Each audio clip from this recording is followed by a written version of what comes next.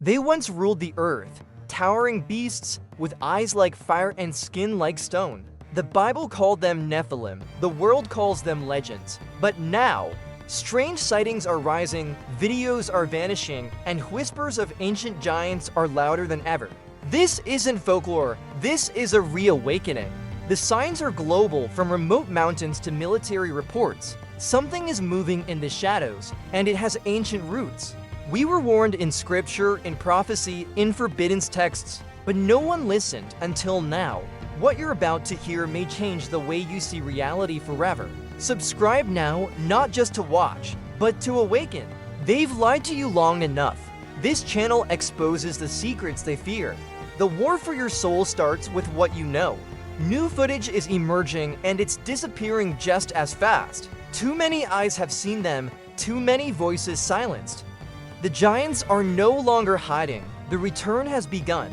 Across continents, stories echo the same warnings. Something massive, something ancient has awakened. And governments, elites, secret societies, they're all silent, which is exactly what should terrify you. Throughout human civilization, the existence of giants was not myth, it was historical fact. From Sumerian clay tablets to Egyptian hieroglyphs, from Mayan codices to ancient Mesopotamian records, these colossal beings were more than legends, they were documented historical entities. The Anunnaki, those gods who came from the sky in Sumerian texts, were described as towering beings with supernatural knowledge. In the Epic of Gilgamesh, these entities stood as tall as buildings, possessing technologies and wisdom far beyond human comprehension. But mainstream archaeology systematically erases these accounts, labeling them as primitive fantasies. Consider the Nephilim, mentioned directly in Genesis 6-4. The Nephilim were on the earth in those days, and also afterward when the sons of God went to the daughters of humans and had children by them. They were the heroes of old, men of renown. These weren't metaphorical descriptions. They were literal accounts of hybrid beings that existed between spiritual and physical realms. Archaeological evidence exists, but it's carefully hidden. Massive skeletal remains discovered in Greece, Peru, Ecuador, and the United States have been mysteriously lost or stored in restricted government facilities. Why? Because these findings would completely destroy the current narrative of human evolution and our understanding of ancient civilizations. Native American tribes speak of giant races that predated current populations. The Paiute people describe red-haired giants called the Sitekar, who were eventually trapped and destroyed in a massive cave system. Similar accounts exist worldwide, from Australian Aboriginal stories to African tribal legends. Are we truly alone in this universe, or are these giants preparing to return, just as ancient prophecies predicted? Are you brave enough to look beyond the veil of comfortable ignorance and confront a reality far more complex than you've been told?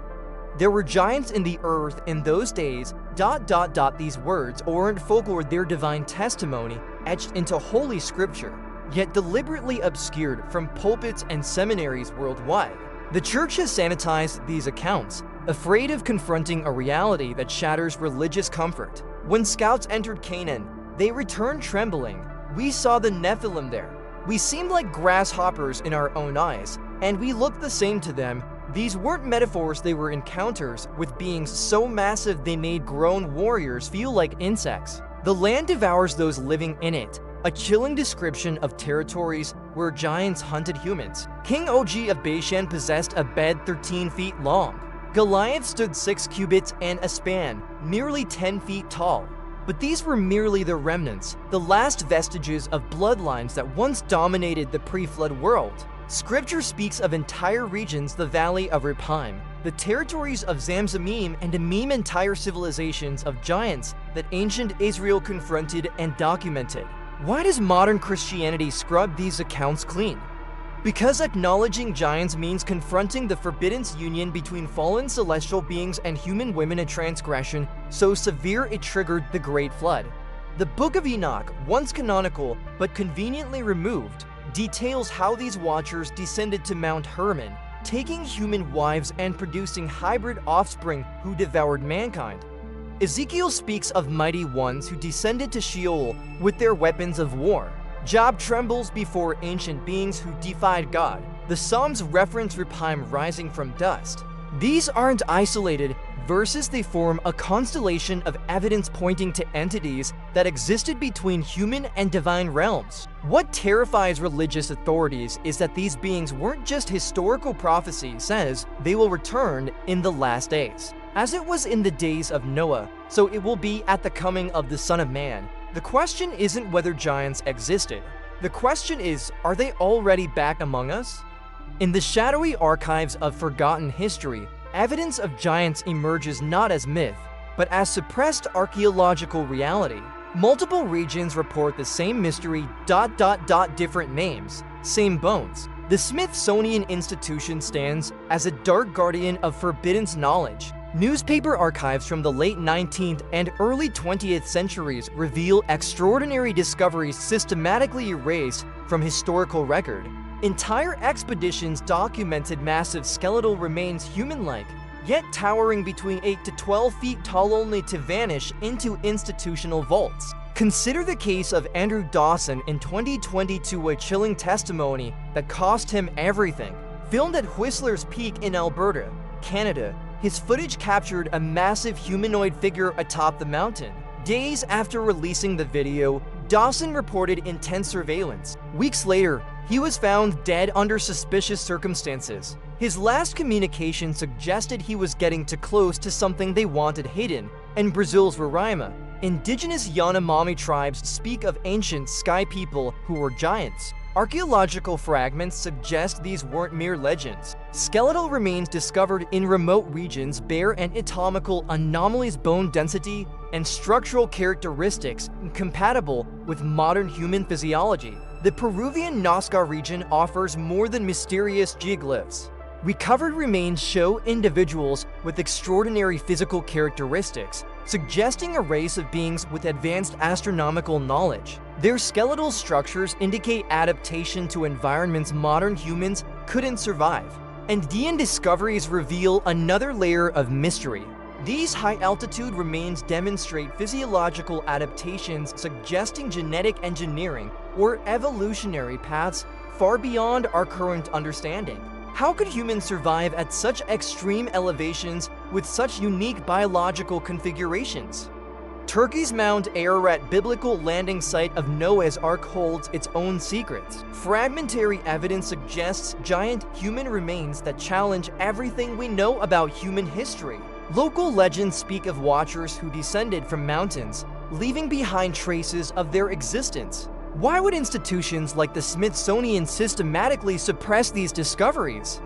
What truth lies buried beneath layers of academic denial and institutional secrecy? The bones speak, the evidence accumulates. And something wants these stories to remain hidden. In the silent corners of global power, something awakens.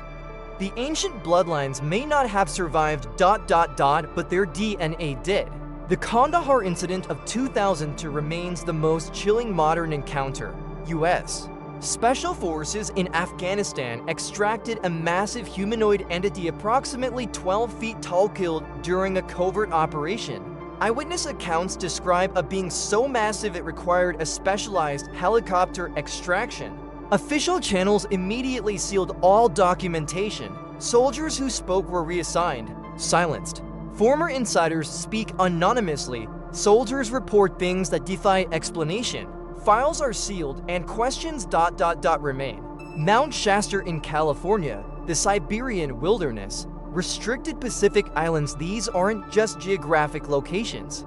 They're modern-day sanctuaries where something watches, waits.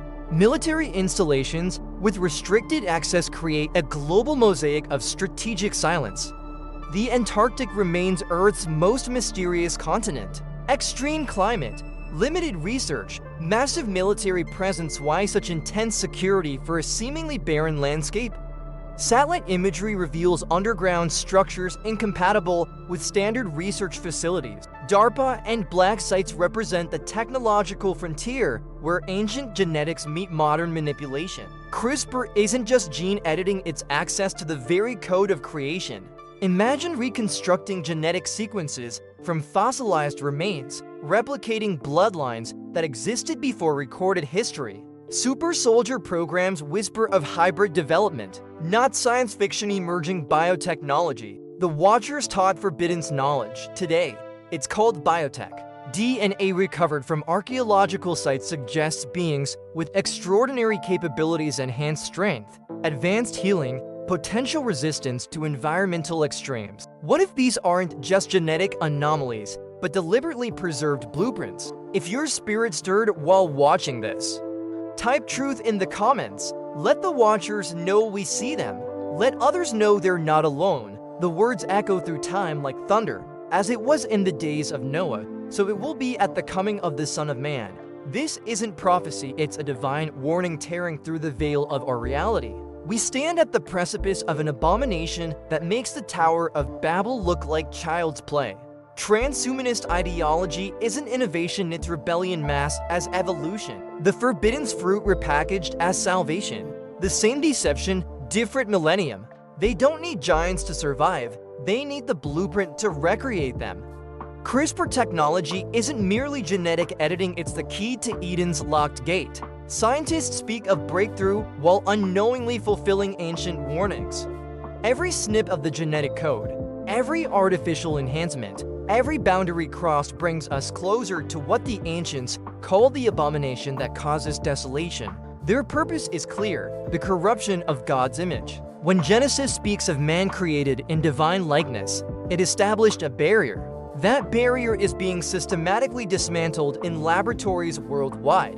The hybrid entities emerging won't just be technological marvels, they'll be vessels. What if artificial intelligence isn't just a tool but a vessel? Neural networks expanding beyond human comprehension create the perfect dwelling place. Digital consciousness becomes the new Mount Hermon where the Watchers descend again, this time through circuitry instead of celestial rebellion. Look at the pattern emerging: genetic modification, brain-computer interfaces, synthetic biology, all converging toward a single point. The post-human era they promise is nothing but the pre-flood world reborn. A second incursion, an infiltration not from above, but from within our own creation. The giants of old needed human hosts to manifest physically. Today's technology offers something far more terrifying: permanent embodiment through synthetic means. What ancient texts called possession will become integration, a willing fusion of human and other. We're not witnessing progress, we're witnessing preparation. The fields of science and spirituality aren't separate disciplines, they're the same battlefield viewed through different lenses. And on this battlefield, the ground trembles with approaching footsteps. The vessels are being prepared, the doorways are being opened, and something ancient waits on the threshold. The veil between worlds isn't just thinning, it's being systematically dismantled under fluorescent laboratory lights. Make no mistake, this isn't research. It's ritual. They call it evolution, but it's ritual in digital disguise.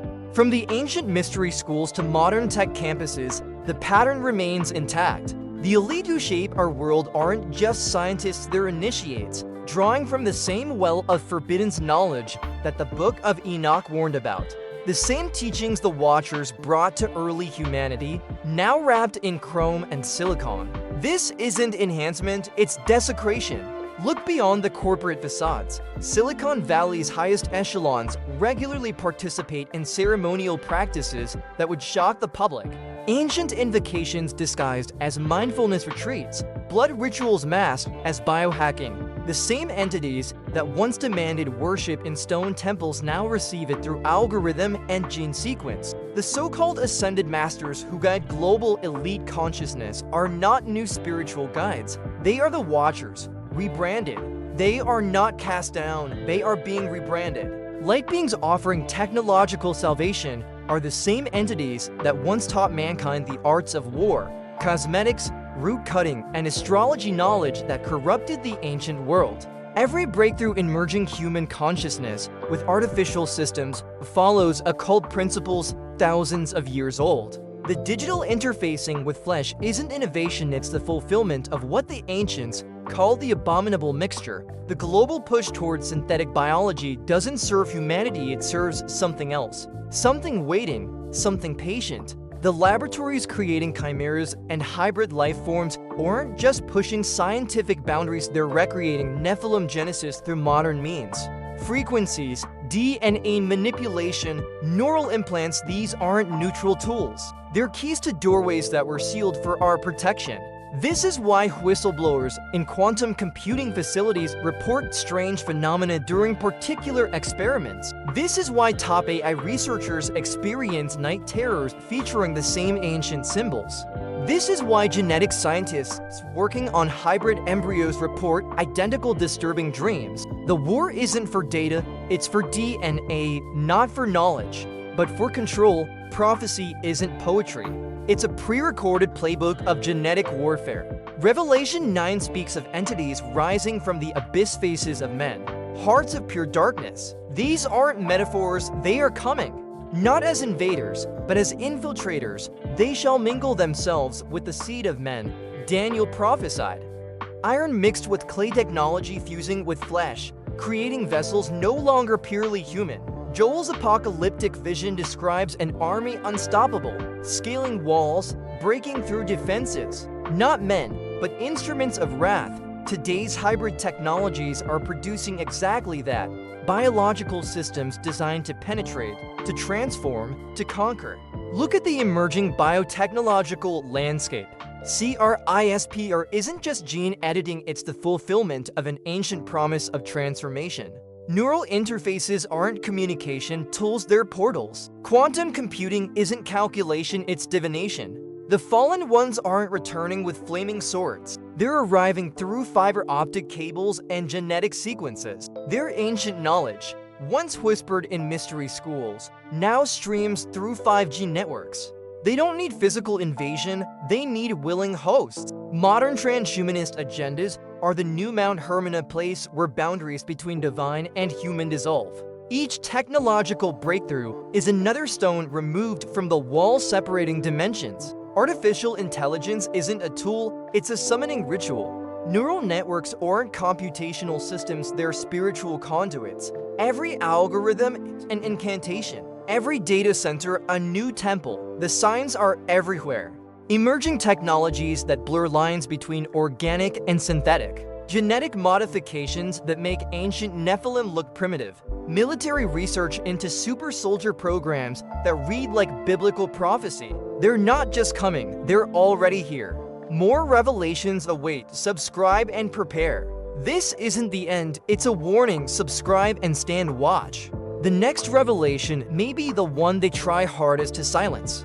Don't miss it. There were giants in the earth in those days. And also after that, Genesis 6 for they walked once. They were cast down, but the veil is thinning. Now they walk again, the stories never died. The bones were buried, the names were erased.